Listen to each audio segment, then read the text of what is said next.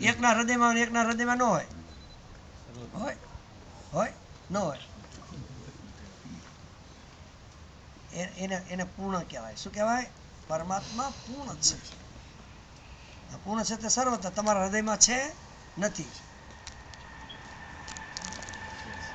હોય હૃદયમાં હોય. ધ્યાન દેજો, પૂર્ણ કોને કહેવાય?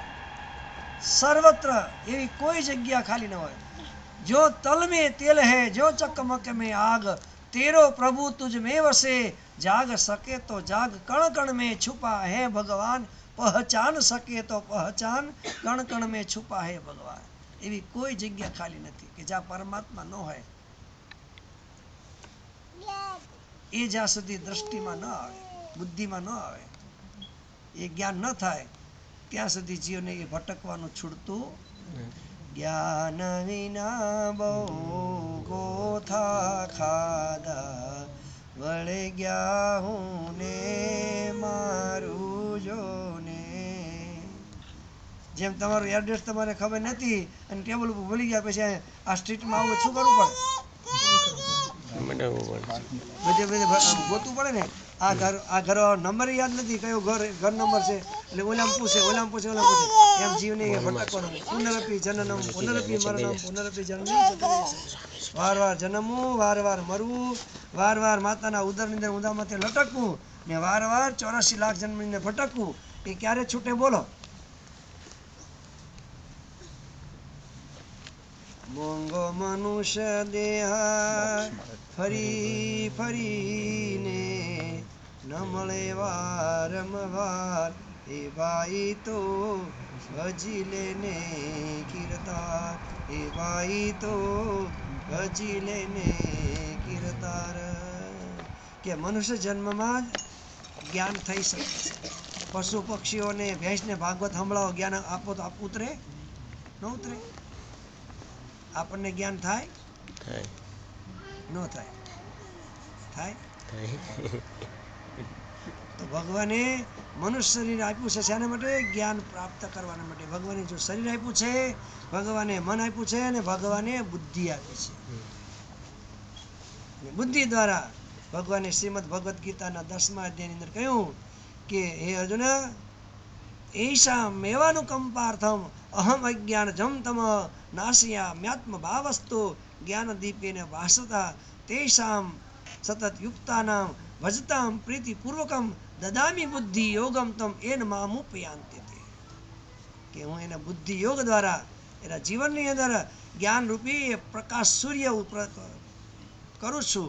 જેમ સૂર્ય ઉદય થાય અને અમાસની અંધારી રાતનું ગમે એટલું અંધારું હોય તો એ દૂર થઈ જાય, એમ જ્ઞાનરૂપી પ્રકાશ સૂર્ય જો હૃદયમાં પ્રગટ થાય તો અંધારું બધું એ દૂર થઈ જાય. કયું? જન્મો જન્મ અંધારું, એટલે ઊંડું અંધારું છે. કયું અંધારું? એટલે ઊંડું એટલે કેટલા 1 ફૂટ હશે?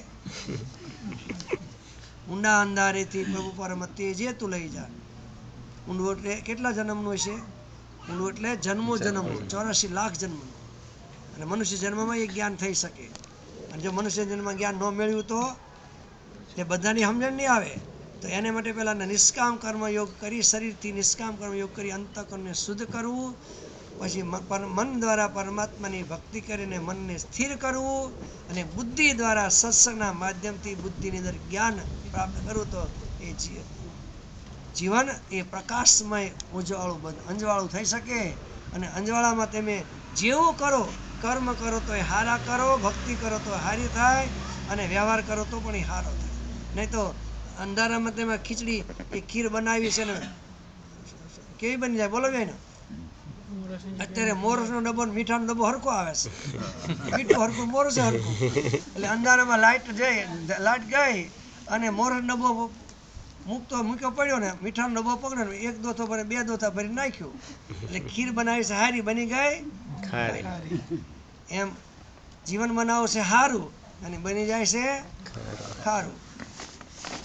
એને માટે પરમાત્માની મહતી અનુકંપાથી સુંદર માનવ જન્મ મળ્યો છે. તો એને માટે શરીરથી હારા સત્કર્મ કરી અંતઃકરણને શુદ્ધ બનાવવું, મનથી સદભાવના વધારી ભગવાનની ભક્તિ દ્વારા મનને સ્થિર કરવું, અને સત્સંગના માધ્યમથી બુદ્ધિ દ્વારા આત્મજ્ઞાન પ્રાપ્ત કરી જીવનને સફળ બનાવવાને માટે પ્રયત્ન કરો.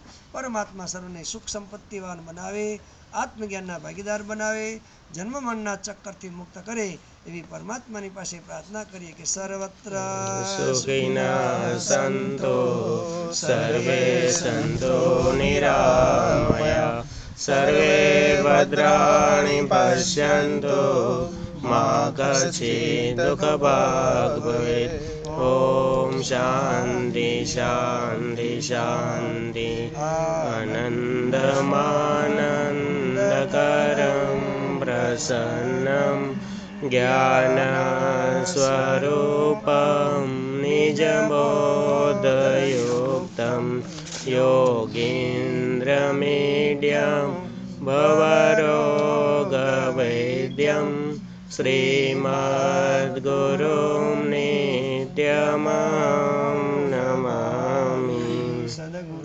દેવની જય સનાતન ધર્મની જય. ઓમ નમઃ પાર્વતી પતય હર